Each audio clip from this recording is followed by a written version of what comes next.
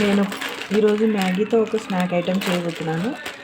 రొటీన్గా బజ్జీలు పకోడీలే కాకుండా ఈ మ్యాగీతో కూడా స్నాక్స్ చేసుకోవచ్చు. చాలా టేస్టీగా కూడా ఉంటాయి.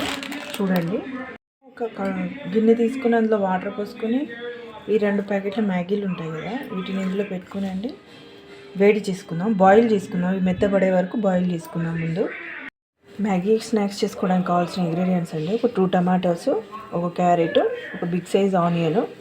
వీటిని చిన్నగా చాప్ చేసుకొని పెట్టుకుందాము. చూడండి, మ్యాగీ కూడా బాయిల్ అయిపోయింది. దీన్ని కూడా దించేసుకుందాం. మ్యాగీ స్నాక్స్కి కావాల్సిన ఇంగ్రీడియంట్స్ కట్ చేసి పెట్టుకున్నాం కదా, అలాగే క్యారెట్ని ఇలాగా తురిమి వేసుకోండి. కట్ చేసి కాకుండా తురిమి వేసుకుంటే టేస్ట్ బాగుంటుంది. ఇందాక మ్యాగీ బాయిల్ చేసినాం కదా, అందులో వాటర్ అంతా ఉంపేసి ఏం చేయాలంటే కూల్ వాటర్తో కడిగేసి పక్కకు పెట్టేసుకోండి. దీనివల్ల ఏమవుతుందంటే ఈ మ్యాగీ అనేది అతుక్కోకుండా ఉంటుంది అనమాట. ఇట్లా పొడి పొడిగా ఉంటుంది. చూడండి, ఇంగ్రీడియంట్స్ అన్నీ ఇందులో కలుపుకుందాము.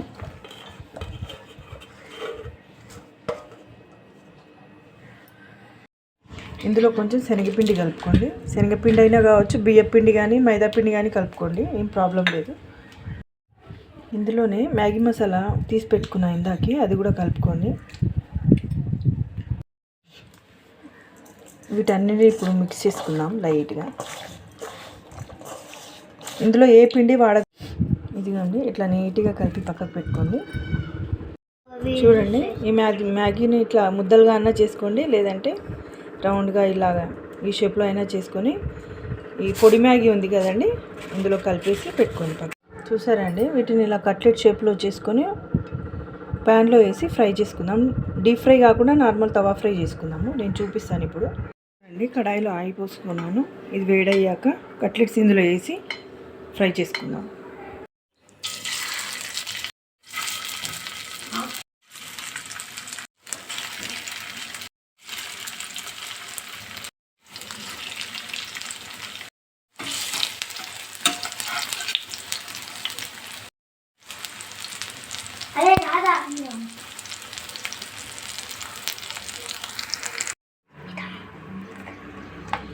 చూసారండి, అన్ని కట్లెట్స్ రెడీ అయిపోయినాయి. మ్యాగీ కట్లెట్స్ చాలా బాగున్నాయి కదా చూడడానికి.